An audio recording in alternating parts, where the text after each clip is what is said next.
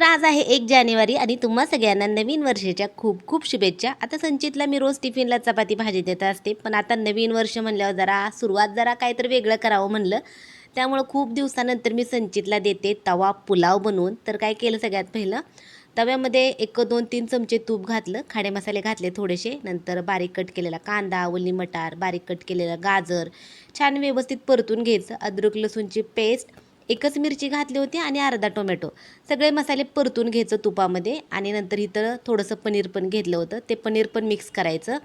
तांदूळ मी बासमती राईस घेतला होता. त्याला एक 70-80% शिजवून घेतला होता मीठ घालून.